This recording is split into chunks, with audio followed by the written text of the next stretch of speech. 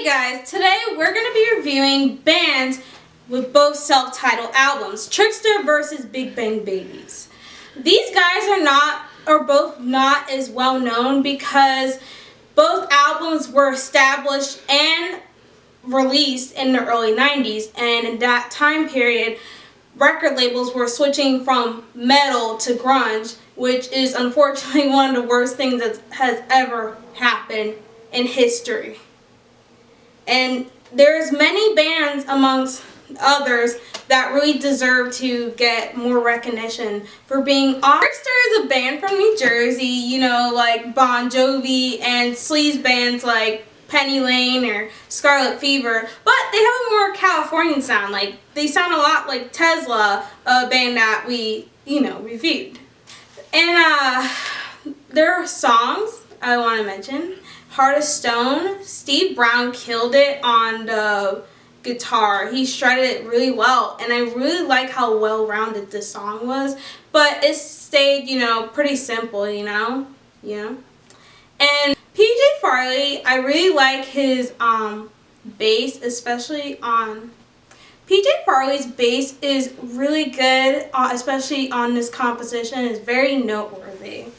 One in a Million is the jam, and as goes for Surrender and Give It To Me Good. I really want to mention the fact that there's the electric guitar and the acoustic guitar. It's kind of fusing together, going back and forth, and it kind of gives a folky feel to it, which is kind of one of the reasons why they remind me of Tesla, And I want to mention that Pete Lauren's vocals kind of reminds me of a crossbreed between Jeff Keith and Mark Slaughter, which is really, really cool.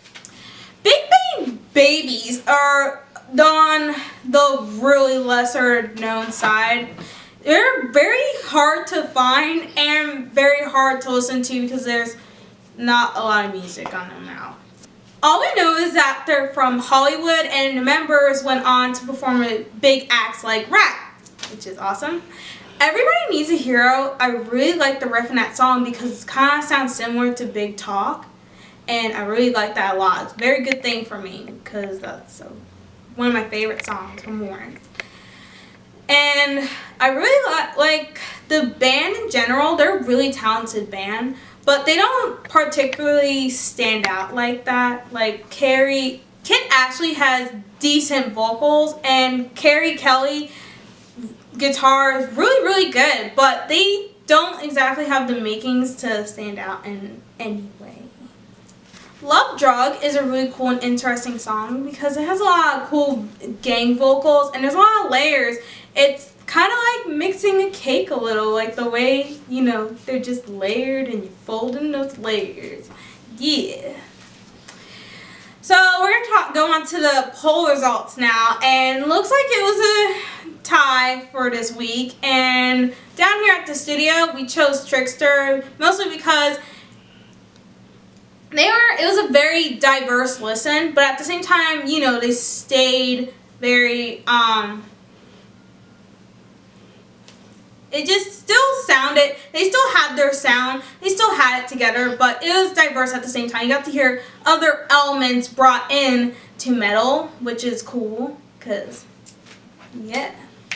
So, see you guys next week.